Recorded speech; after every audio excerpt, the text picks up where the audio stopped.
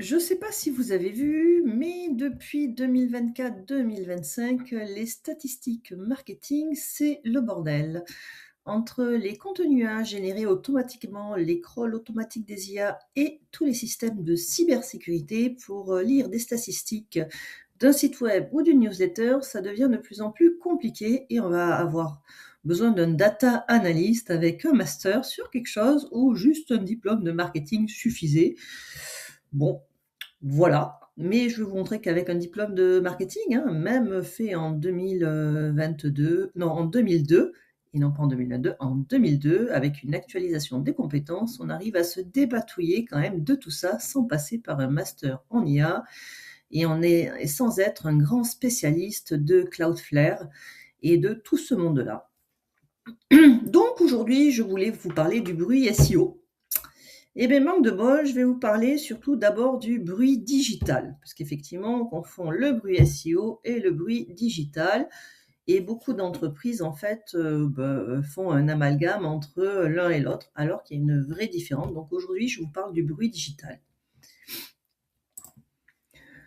Aujourd'hui, comme depuis un an déjà, j'ai envoyé donc ma newsletter via Brevo, qui était une application gratuite suivant un certain nombre de destinataires, et j'ai eu donc les mails en suivant les leads pendant un certain temps sur mon site. Donc, du coup, j'avais envoyé à 180 destinataires et j'ai eu 40 visites. Alors, je dis, mais c'est génial, 40 visites, ça marche. Et quand je visite les pages, je vois plein de pages en français et de mémoire. Brevo avait programmé le français, l'anglais et l'espagnol. Bon, ils ont diminué le côté gratuit de l'application, donc en fait, ils ont envoyé que la campagne en français. Je me suis dit, c'est bien, mais je suis un peu méfiante parce que quand je vois les temps de lecture, je me dis, c'est pas mes lecteurs habituels, parce qu'en général, mes lecteurs, quand ils cliquent sur mes articles, ils restent plusieurs minutes. Mais ça, on en parlera tout à l'heure. Donc, j'étais regarder les pays. Donc, je vous ai dit que j'avais envoyé ma newsletter avec des entreprises françaises. Et quand je vois le trafic, eh bien, 62% du trafic me vient des États-Unis, puis après le Vietnam et un par-ci par-là de chaque pays. Et là, je me dis, alors là, c'est de pire en pire. Je disjoncte au niveau des statistiques. Vous aussi, à ma place, vous disjoncteriez, puisque c'est quand même un an de travail et de contenu. Donc, un peu têtu, j'utilise Cloudflare, que j'ai utilisé pour protéger mon site, mais pas seulement, mais au départ pour protéger mon site. Et là, je deviens dingue, je vois, au lieu de 40 visiteurs, je vois 1,614 visiteurs, donc 1610 visiteurs, et un nombre de requêtes super élevé, etc., etc. Et ça, je me dis, putain, c'est quand on est du marketing ou une petite entreprise, comprendre Cloudflare, c'est une galère. Mais en fait, Cloudflare, c'est pas forcément que les visiteurs humains, ça peut être tout simplement des bots, parce que Cloudflare identifie en amont tous les crawls qui vont sur votre site. Donc ça peut être des bots, ça peut être des IA, etc. Et pour lui, c'est un visiteur, c'est pas forcément un humain. Donc les stats de Plausible et de Cloudflare sont différentes. Mais vous verrez que Plausible ne m'a pas enregistré des humains. Mais ça, vous le comprendrez plus tard. Donc, dans mes stats Cloudflare, ce qui est intéressant, c'est qu'il y a peu de mise en cache. Donc, on ne peut pas dire que ce soit toujours que des bots automatisés.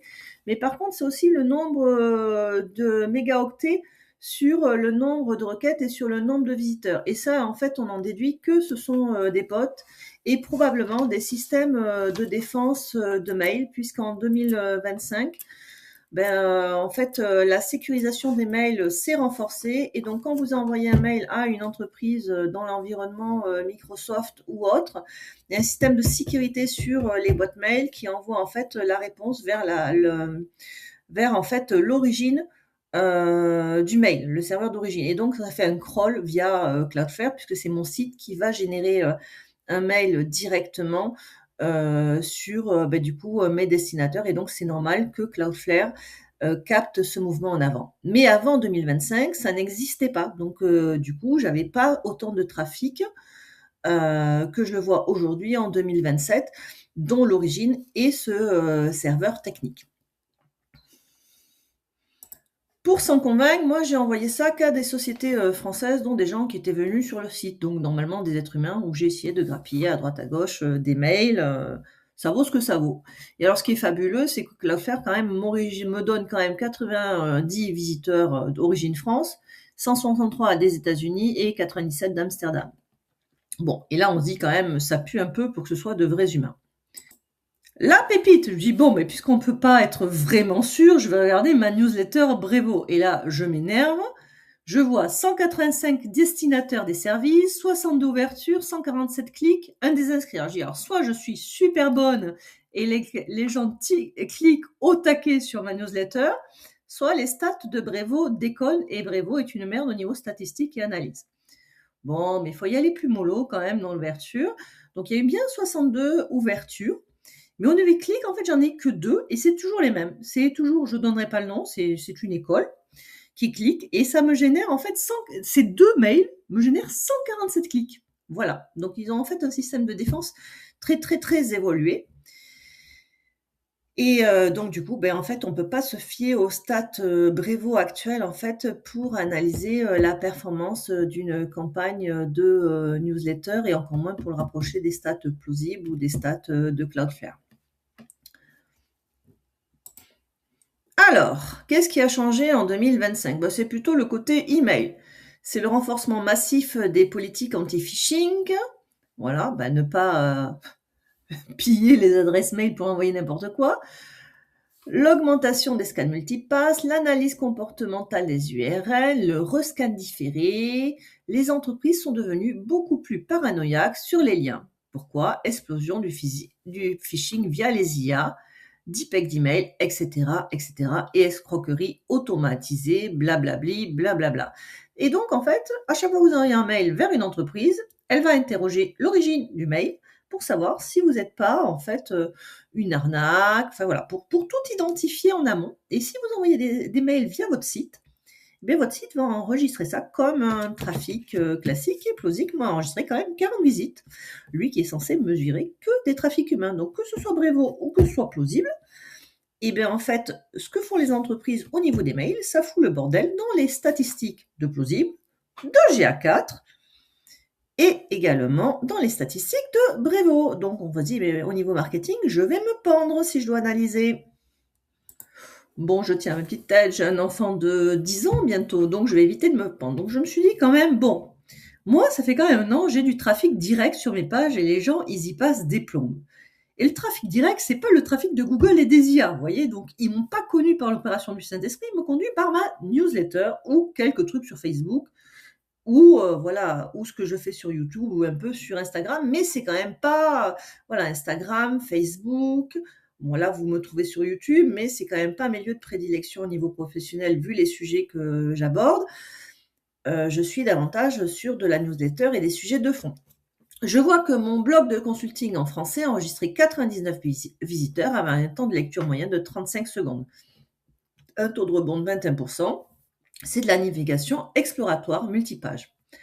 Mon blog en anglais, mais qui est visité depuis la France. Il n'y a pas que des Français qui vivent en France, il y a aussi des gens qui parlent anglais et qui consultent des trucs en anglais depuis la France.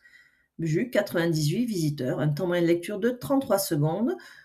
Voilà. C'est une très forte exploration. Mes articles ne sont que des articles professionnels, en fait. Et 35-33 secondes, c'est un temps de lecture de professionnel. C'est, voilà. Et c'est bien pour du professionnel, 33 et 35 secondes. Après, les sujets qui ont vachement intéressé, c'est quand je parle de storing et de branding. Là, j'ai 6 visiteurs engagés avec 4 minutes 05 de lecture. Bon, mais là, c'est pas ma newsletter. Ma newsletter, elle n'est que sur le SEO, le marketing digital et la rentabilité. Ça, c'est des gens qui peut-être m'ont connu sur ma newsletter, mais qui ont été regarder d'autres sujets ou qui m'ont découvert ailleurs. Mais du coup, ils ont été vraiment regarder ces sujets-là, quoi. Mon article marketing sur Apple. Bon, parce qu'avant, en fait, mon blog en français et en espagnol était accessible directement. Maintenant, il faut passer par le moteur de recherche et rechercher quelque chose sur mon site pour y accéder parce que je veux pas que ma stratégie SEO soit vue. Et après, tout ce qui est mon cœur de métier, SEO, le SEO notamment, et bien là, j'ai eu un visiteur, 4 minutes 23. Voilà. Et la génération de leads en B2B en espagnol, donc quelqu'un qui en France consulte un contenu en espagnol sur la génération de leads, j'ai eu une personne, voilà, un scroll élevé. Donc mon cœur de métier qui sont le SEO, la génération de leads vraiment mon savoir-faire spécifique. J'ai eu 2 personnes, donc ça, c'est des vrais leads chauds avec des temps de lecture qui explosent les stats, 4 minutes 23, 4 minutes 35.